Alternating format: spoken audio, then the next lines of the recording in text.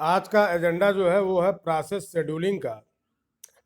तो process scheduling की ज़रूरत हमको क्यों है? तो प्रोसेस शेड्यूलिंग की ज़रूरत बेसिकली हमको इस वजह से है कि जब हमारे प्राइमरी मेमोरी में एक से ज़्यादा जॉब्स अवेलेबल होंगे तो किस जॉब को हमें एग्जीक्यूट कराना है, ये चीज़ अगर हमको पता करनी है तो हमें शेड्यूलिंग की तरफ बढ़ना पड़ेगा। शेड्यूलिंग बेसिकली एक पॉलिसी, एक क्राइटेरिया है जो ये बताएगा कि जॉब्स जो है किस सीक्वेंस में एग्जीक्यूट करेंगे। तो आज हम लोग इसको एक्सप्लोर करते हैं। तो इसमें जो है इतने सारे एजेंडे हैं, इन लोगों को हम लोग देखेंगे।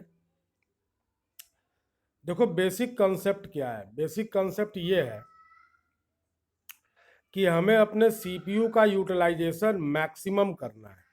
तो सीपीयू का यूटिलाइजेशन मैक्सिमम अगर हमको करना है तो हमें अपने सिस्टम में डिग्री ऑफ मल्टी प्रोग्रामिंग को बढ़ाना होगा।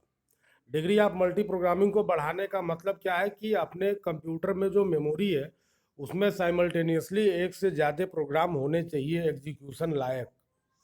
तो अगर ऐसा होगा तो हम अपने सीपीयू को मैक्सिमम समय तक बिजी रख पाएंगे। हमारा सीपीयू जो है कम समय तक आइडल स्टेट में होगा। आइडल स्टेट बोलने का मतलब ये है कि there is nothing to execute. देखो एक चीज़ हमेशा याद रखना, जब भी प्रोसेस एग्जीक्यूट होगा, ठीक है, तो सीपीयू की ज़रूरत पड़ेगी। अब सीपीयू की ज़रूरत कब पड़ेगी?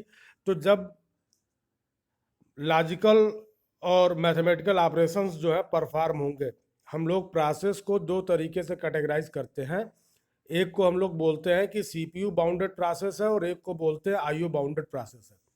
ठीक है, तो सीपीयू बाउंडेड प्रोसेस बोलने का मतलब कि वो प्रोसेस जो केवल सीपीयू के साथ टाइम स्पेंड कर रहा है उसको हम लोग सीपीयू बाउंडेड प्रोसेस बोलेंगे।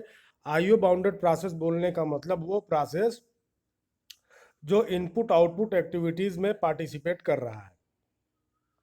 अब ध्यान ये देना है कि जब भी कोई प्रोसेस इनपुट आउटपुट एक्टिविटी में पार्टिसिपेट करेगा तो उस अवस्था में हमारा सीपीयू जो है वो आइडल स्टेट में होगा। ठीक है, तो एक जनरल हम लोग अगर बात बोलें तो हम कह रहे हैं कि मान लो कि मेरे पास एक प्रोसेस है पी जो x टाइम सीपीयू के साथ बिताएगा और y टाइम जो है वो इनपुट आउटपुट एक्टिविटी के साथ बिताएगा। ठीक है, तो ये जो टोटल टाइम हो गया वो क्या हो गया? टोटल टाइम हो गया x प्लस वाई। अब तुमसे कोई पूछे कि सीपीयू यूटिलाइजेशन जो है, सीपीयू यूटिलाइजेशन कितना हो रहा है, तो सीपीयू यूटिलाइजेशन कैसे निकालेंगे? तो टोटल एग्जीक्यूशन टाइम में कितना टाइम वो दे रहा है अपने सीपीयू के साथ। तो ये क्या हो जाएगा? X upon T. और एक्स अपान टी किसके बराबर हो जाएगा? तो X upon X plus Y, where X is the time which is spent with the CPU and y is the time which is spent on input output activity। तो ये जो factor निकल के आ रहा है x upon X plus Y. अब जरा देखो, अगर y की वैल्यू 0 हो जाए तो हमारा जो CPU यूटिलाइजेशन होगा वो क्या हो जाएगा? 1 हो जाएगा। ठीक है, तो अब हम लोग यहाँ पे एक टर्म आया है जिसको बोला गया बर्स्ट। तो देखो टाइम को मेजर करने के लिए दो तरीके हैं अपने पास। एक तरीका क्या है कि we can use the unit of time, कि इतने सेकंड, इतने मिली सेकंड, इतने नैनो सेकंड हमारा प्रोसेस जो है सीपीयू के साथ रहेगा या इनपुट आउटपुट के साथ रहेगा। दूसरा तरीका क्या है कि हम लोग साइकिल्स की बात कर लें कि हम इतने साइकिल कंज्यूम करेंगे सीपीयू के साथ और इतना साइकिल कंज्यूम करेंगे किसके साथ? इनपुट आउटपुट डिवाइसेस के साथ। तो साइकिल इज अनदर यूनिट। तो जब यहाँ पे जब तुमको दिखेगा बर्स्ट, तो बर्स्ट बोलने का मतलब क्या है कि we are talking about time. अब साइकिल्स हैं तो साइकिल का ड्यूरेशन होगा, ड्यूरेशन हमेशा टाइम में होगा। तो जब भी तुम बोलोगे कि इतने साइकिल की ज़रूरत है, एक्स साइकिल की ज़रूरत है, तो एक्स साइकिल को टाइम में कन्वर्ट करने के लिए हमें ये ज़रूर बताना पड़ेगा कि एक साइकिल की ड्यूरेशन क्या है। ये बात बिल्कुल वैसे ही है जैसे मेमोरी को नापने की एक यूनिट हमने बताई थी वर्ड। तो अगर तुम मेमोरी को नापने की यूनिट वर्ड बता रहे हो तो अगला क्वेश्चन ये अराइज होगा कि एक वर्ड जो है वो कितने बाइट के बराबर है। उसी तरीके से अगर तुम ये कह रहे हो कि now I am going to measure the time spent in a process in terms of cycle, then a next question arises that what is the duration of the cycle. Unless and until you are not mentioning the duration of cycle, you can't measure the required time in seconds or nanoseconds. ठीक है, तो जो हमारे पास अब एक से ज़्यादा programmes उपलब्ध हो गए हैं, तो उन सारे प्रोग्राम्स के बीच में सीपीयू के साइकिल्स को डिस्ट्रीब्यूट करना है। ध्यान दो, अब हमारे पास एक से ज़्यादा प्रोग्राम्स हैं, इसीलिए हम लोग शेड्यूलिंग की बात कर रहे हैं। दूसरे शब्दों में अगर ये कहा जाए कि what is the purpose of CPU scheduling, तो एक बहुत शानदार सा जवाब ये होगा कि we just want to distribute the CPU cycles among the processes, या दूसरे शब्दों में ये कहा जाए कि we just want to distribute the CPU burst among the processes. So it is going to be the fundamental objective of process scheduling, CPU scheduling. ठीक है, तो अब हम लोग आगे की स्लाइड में आते हैं। तो आगे की स्लाइड में जब हम लोग आए तो यहाँ पे एक डायग्राम दिख रहा है, और ये डायग्राम बिल्कुल वैसा ही है जैसा अभी थोड़ी देर पहले हमने बताया। Let us consider a typical program which is spending time with both CPU and input output devices. So whatever the time which is spent over the CPU is referred as CPU burst, और input output devices के साथ जो भी time spend किया गया है उसको क्या बोला गया है, IO burst. Now one thing is to be noted कि जब भी कोई प्रोसेस स्टार्ट होगा और जब भी कोई प्रोसेस टर्मिनेट होगा तो वो हमेशा सीपीयू बर्स्ट पे ही होगा, यानी प्रोसेस का स्टार्टिंग पॉइंट और एंडिंग पॉइंट हमेशा सीपीयू ही बनेगा। ठीक है, तो इसके आधार पे हम लोगों ने प्रोसेस को दो तरीके से कैटेगराइज कर लिया है, इनपुट आईओ बाउंडेड प्रोसेस और सीपीयू बाउंडेड प्रोसेस। तो यहाँ पे यही बताया जा रहा है। ठीक है, जब हम सीपीयू के साथ टाइम स्पेंड कर रहे होंगे, फिर इनपुट आउटपुट एक्टिविटी होगी, तो हम लोग प्रोसेस के स्टेट को सेव कर देंगे। ठीक है, और हमारा प्रोसेस जो है सीपीयू को छोड़ के इनपुट आउटपुट एक्टिविटी करने चला जाएगा। जब वापस इनपुट आउटपुट एक्टिविटी करके वो वापस आएगा तो हमने जो प्रोसेस का स्टेट सेव किया है उस स्टेट को हम लोग दोबारा से क्या करेंगे, रीस्टोर करेंगे, और रीस्टोर करने के बाद फिर से प्रोसेस को हम लोग एग्जीक्यूशन उसका सीपीयू के साथ स्टार्ट करा देंगे। अभी क्या ध्यान देना है कि जो प्रोसेस का स्टेट है वो कहाँ पे स्टोर होगा, तो प्रोसेस का स्टेट हमेशा स्टोर होता है पीसीबी में। पीसीबी जिसको हम लोग प्रोसेस कंट्रोल ब्लॉक बोलते हैं, पीसीबी जिसको हम लोग टास्क कंट्रोल ब्लॉक बोलते हैं। ठीक है, दोनों इंटरचेंजेबल वर्ड्स हैं। पीछे वाले लेक्चर्स में ये चीज़ हमने कई बार बताई है। अच्छा, एक चीज़ इसी कंटिन्यूएशन में मैं फिर से डिस्कस कर दूं कि क्या प्रोसेस का जो पीसीबी है, सारे प्रोसेस का पीसीबी सेम स्ट्रक्चर को फॉलो करेगा, तो जवाब है नहीं। प्रोसेस की रिक्वायरमेंट अलग अलग है, इसलिए हर प्रोसेस का जो करस्पॉन्डिंग पीसीबी होगा वो अलग अलग तरीके से दिख रहा होगा। हमारे पास 100 प्रोसेस है तो 100 प्रोसेस के लिए 100 पीसीबी होगी। पीसीबी कभी भी शेयर नहीं की जाएगी। ठीक है, अलग अलग प्रोसेस के लिए रिक्वायरमेंट अलग अलग है, इसलिए हर प्रोसेस के करस्पॉन्डिंग पीसीबी में जो भी एंट्रीज होंगी वो अलग अलग होंगी। तो पीसीबी जो है एक तरीके का क्या है, एक तरीके का एग्जीक्यूशन इन्वायरमेंट प्रोवाइड करने वाला रिकॉर्ड है। ठीक है, और जब हम क्लास में इस बात को डिस्कस कर रहे थे तो मैंने कहा कि मान लो मैथमेटिक्स की क्लास ख़त्म हुई, उसके बाद ऑपरेटिंग सिस्टम की क्लास शुरू होनी है, तो जब मैथमेटिक्स वाले सर क्लास से बाहर जाएंगे और जब हम क्लास में एंटर होंगे तो होगा क्या कि तुम लोग अपना नोटबुक जो है ऑपरेटिंग सिस्टम वाला ओपन करोगे और लास्ट लेक्चर में जहाँ तक हम लोग पढ़ चुके थे उसके आगे से हम लोग पढ़ना शुरू करेंगे। ठीक है, तो इस तरीके से हम कहें कि जो तुम्हारा नोटबुक है उस नोटबुक में तुमने अपने सब्जेक्ट का प्रोग्रेस रिपोर्ट स्टोर करके रखा है। मीन्स कहाँ पे हमारा ये लास्ट लेक्चर ख़त्म हुआ था और कहाँ से हमें आगे शुरू करना है, इस चीज़ को अगर हमें पता करना है तो हमें ऑपरेटिंग सिस्टम वाली कॉपी को खोलना पड़ेगा। इसी तरीके से अगर हम किसी दूसरे सब्जेक्ट की बात करें तो वहाँ पे भी यही बात हो रही है। तो मेरे बोलने का मतलब क्या है? तो मेरे बोलने का सीधा सीधा मतलब ये है कि पीसीबी का रोल एग्जीक्यूशन इन्वायरमेंट को रिक्रिएट करने के लिए होता है। ठीक है, और जो दूसरी बड़ी चीज़ है वो क्या है कि प्रोसेस का एग्जीक्यूशन हमेशा सीपीयू से स्टार्ट होगा और प्रोसेस हमेशा सीपीयू साइकिल पे ही टर्मिनेट होगा। ठीक है, तो अब हम लोग आगे चलते हैं। अगले स्लाइड में हम लोग आते हैं। तो अगले स्लाइड में देखो, ये एक मल्टी प्रोग्रामिंग इन्वायरमेंट में सीपीयू साइकिल्स का डिस्ट्रीब्यूशन दिखाया गया है। ठीक है, और हम लोगों ने देखा पहली स्लाइड में कि what is the objective of CPU scheduling. तो objective of CPU scheduling is to distribute the CPU cycles among the various processes. तो वेरियस प्रोसेसेस के बीच में सीपीयू साइकिल्स को डिस्ट्रीब्यूट करना।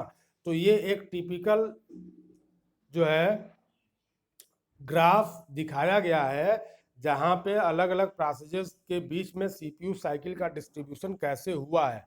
ठीक है, अब इस चीज़ को, इस ग्राफ को लेके मैं एक बात और बोलूँगा कि ये ग्राफ क्या हर केस में सही है?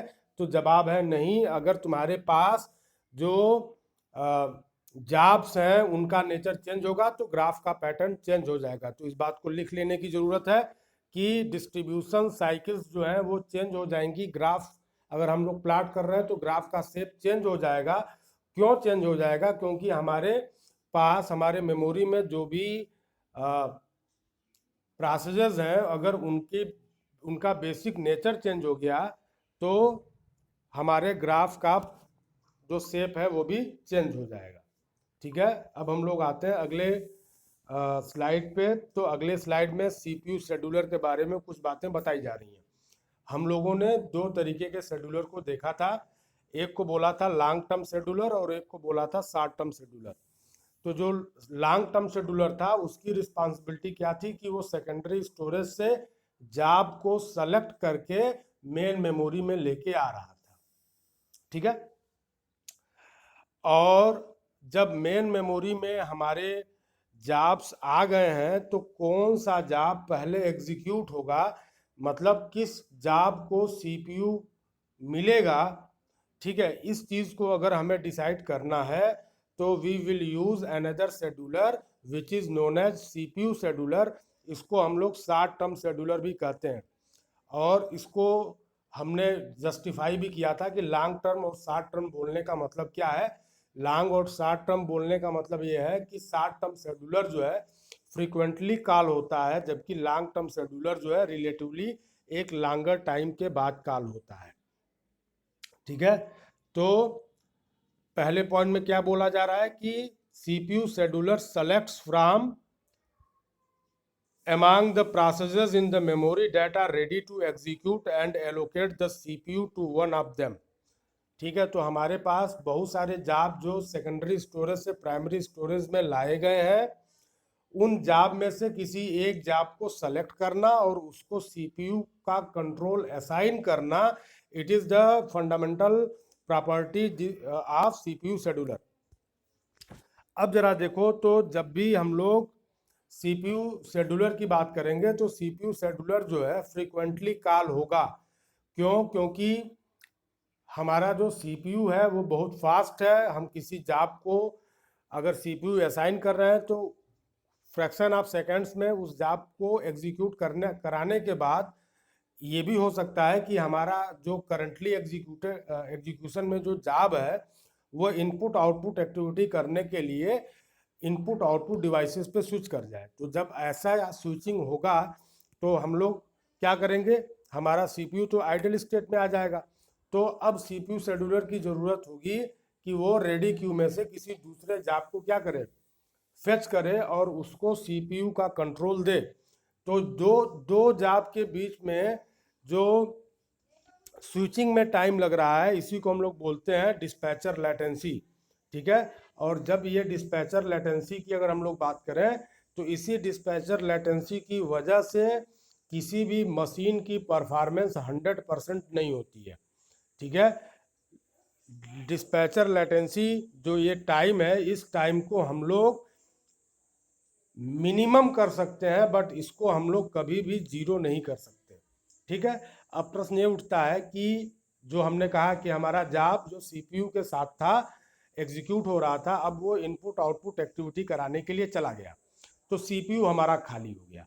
तो सीपीयू हमारा जब भी खाली होगा, तो हमें किसी नए प्रोसेस को सेलेक्ट करके सीपीयू को बिजी करना होगा। ठीक है, तो जो दूसरा पॉइंट है कि शेड्यूलिंग की ज़रूरत, शेड्यूलिंग डिसीजंस की रिक्वायरमेंट किन किन केसेस में पड़ेगी, तो 4 केसेस बताए गए कि इन 4 केसेस में सीपीयू शेड्यूलर को इन्वोक कराने की ज़रूरत पड़ेगी। पहला क्या है, switches from running to waiting state. ठीक है, रनिंग टू वेटिंग स्टेट। तो अगर प्रोसेस का लाइफ साइकिल तुमको पता हो, तो एक रेडी स्टेट होती है और एक वेटिंग स्टेट होती है। तो हमारा प्रोसेस जो सीपीयू के साथ एग्जीक्यूट हो रहा था, जब इनपुट आउटपुट एक्टिविटी कराने के लिए वो जाएगा, और इनपुट आउटपुट एक्टिविटी को जब वो कंप्लीट करा लेगा, तो ऐसा नहीं है कि वो तुरंत जो है रेडी स्टेट में आ जाएगा। ठीक है, वो वहां से जाएगा वेटिंग स्टेट में, और वेटिंग स्टेट से उठ के आएगा कहाँ पे, रेडी स्टेट में। तो अगर स्विचिंग हो रही है, स्विचिंग कैसी हो रही है कि हमारा जॉब जो एग्जीक्यूशन में था वो वेटिंग स्टेट में चला गया है इनपुट आउटपुट एक्टिविटी को परफॉर्म करने के लिए, तब हमको सीपीयू शेड्यूलर को कॉल करने की जरूरत है। अगर हमारा कोई जॉब जो है रनिंग से रेडी स्टेट में चला गया है, ठीक है, तो हमको जरूरत पड़ेगी सीपीयू शेड्यूलर को कॉल करने के लिए। जब स्विच होगा, स्विचिंग होगी कहाँ से, वेटिंग से रेडी पे, तो भी हमको सीपीयू शेड्यूलर को कॉल करने की जरूरत पड़ेगी। और जब हमारा प्रोसेस टर्मिनेट हो जाएगा, तो भी हमको सीपीयू शेड्यूलर को इन्वोक करने की जरूरत पड़ेगी। ठीक है, तो कहा क्या जा रहा है कि ये जो 4 केसेस हैं, इन 4 केसेस में पहले और चौथे कैटेगरी में जो भी शेड्यूलिंग होगी उसको हम लोग बोलेंगे नॉन प्रीइम्प्टिव। ठीक है, और जो बचे हुए 2 केसेस हैं, यहाँ पे जो शेड्यूलिंग होगी उसको बोलेंगे प्रीइम्प्टिव शेड्यूलिंग। ठीक है, तो प्रिम्पशन और नॉन प्रिम्पशन क्या है, इसको हम लोग यहाँ से भी देख सकते हैं। और प्रिम्पशन और नॉन प्रिम्पशन को समझने के लिए थोड़ा देर हम लोगों को इंतजार करना पड़ेगा। क्यों? क्योंकि जैसे हम लोग आगे आएंगे तो हम लोगों को ऐसे कुछ एल्गोरिदम्स दिखेंगे। ठीक है, अब यहाँ पे जो है बात आ रही है डिस्पैचर की, तो डिस्पैचर हमने ऑलरेडी डिस्कस कर लिया है। ओएस वाली क्लास शुरू हो रही है, मैथमेटिक्स वाले सर क्लास के बाहर निकले और हम क्लास के अंदर आए, तो ऐसा नहीं है कि हम जैसे आएंगे वैसे ही जो है हम ओएस पढ़ाना शुरू कर देंगे। नहीं, तुम लोग करोगे क्या, तुम लोग मैथमेटिक्स वाली कॉपी बैग में रखोगे, ऑपरेटिंग सिस्टम वाली कॉपी बाहर निकालोगे, और हो सकता है कि कुछ लोग जो है नेचुरल कॉल के लिए पानी पीने के लिए बाहर गए हों, तो उनका भी हमें वेट करना होगा कि सारे स्टूडेंट्स क्लास में वापस आ जाएं, उसके बाद से जो है हम क्लास को स्टार्ट करें। तो जहाँ पे ओएस की क्लास जहाँ से शुरू हो रही है और मैथमेटिक्स की क्लास जहाँ पे ख़त्म हुई, उस बीच का जो टाइम पीरियड है जहाँ पे न मेरे पास, मतलब मुझे पढ़ाने के लिए मेरे पास अभी कुछ नहीं है, मतलब मैं खाली बैठा हुआ हूँ। क्यों? क्योंकि अभी वो रिक्वायर्ड इन्वायरमेंट नहीं मिला है, तो क्लास अभी स्टार्ट नहीं हो पा रही है। तो ये जो टाइम गैप होगा इसको हम लोग बोलते हैं डिस्पैचर लेटेंसी। लेटेंसी जहाँ पे भी तुमको दिखे, हमेशा जान लेना कि कहीं ना कहीं टाइम का वेस्टेज हो रहा है।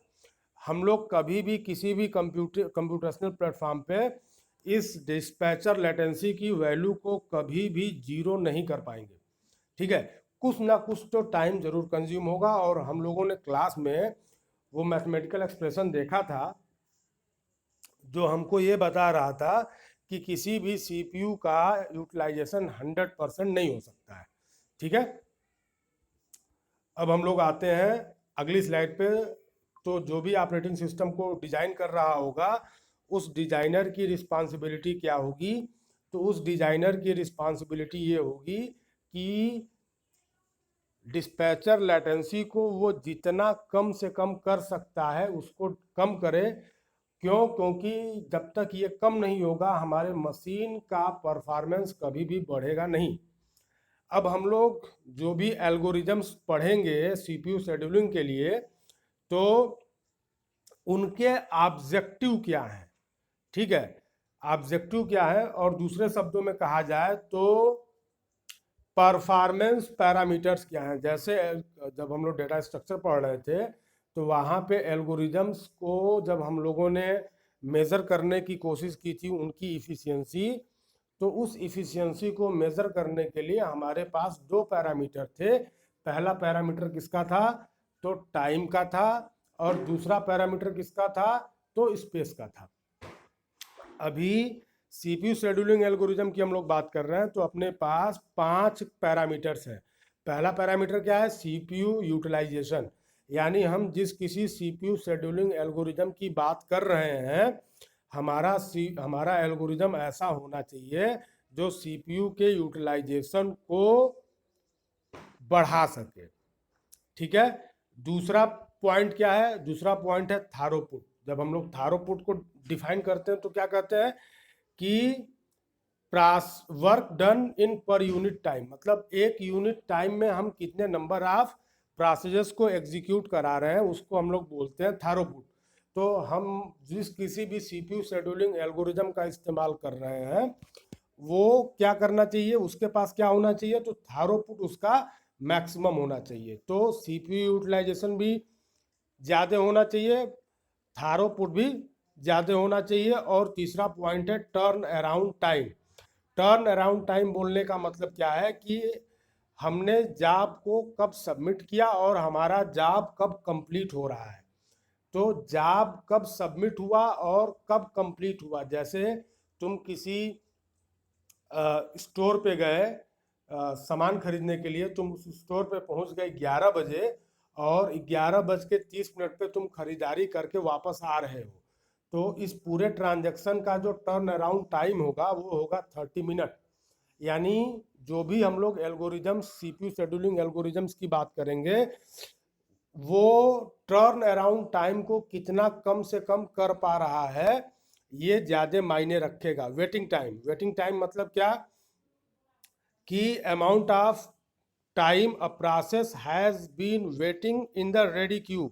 ठीक है, रेडी क्यू में हमारा प्रोसेस कितना टाइम स्पेंड कर रहा है। तो किसके लिए टाइम स्पेंड कर रहा है रेडी क्यू में? तो रेडी क्यू में टाइम जो स्पेंड हो रहा है वो सीपीयू पाने के लिए हो रहा है। ठीक है, जैसे हम लाइन में लग गए हैं, टिकट लेने की लाइन में लगे हुए हैं और हमारा 10वां नंबर है। ठीक है, तो हमको टिकट मिलेगा जब हमारे आगे के 9 लोगों को टिकट मिल जाएगा।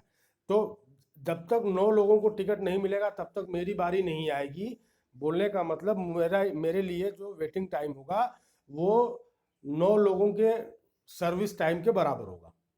ठीक है, रिस्पांस टाइम बोलने का मतलब क्या है कि रिस्पांस टाइम जब हमने जॉब को सबमिट किया और कब हमारा जॉब जो है हमको पहला रिस्पांस दे रहा है।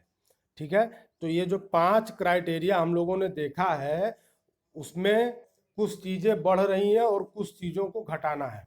तो सीपीयू शेड्यूलिंग एल्गोरिदम से क्या क्या उम्मीद है, वो किन किन चीज़ों को बढ़ाएगा? तो सीपीयू यूटिलाइजेशन को बढ़ाएगा और थारोपुट को बढ़ाएगा। किसको घटाएगा? तो टर्न अराउंड टाइम को घटाएगा, वेटिंग टाइम को घटाएगा और रिस्पांस टाइम को भी घटाएगा। ठीक है, तो जो कोई शेड्यूलिंग का एल्गोरिदम होगा उनकी परफॉर्मेंस को अगर हमें मेज़र करना है तो अपने पास ये 5 परफॉर्मेंस मेजरमेंट के पैरामीटर्स हैं या परफॉर्मेंस मैट्रिसेस में 5 एंट्रीज हैं जिनके आधार पे हम लोग किसी भी एल्गोरिदम के परफॉर्मेंस को मेज़र करेंगे। ठीक है, तो अब इसके बाद जो है जो बात होगी वो किसकी होगी कि कौन कौन से एल्गोरिदम्स हैं जिनको हमें पढ़ना है। ठीक है, तो मैं काम करता हूँ, मैं रिकॉर्डिंग यहीं बंद कर रहा हूँ और अब मैं तुम लोगों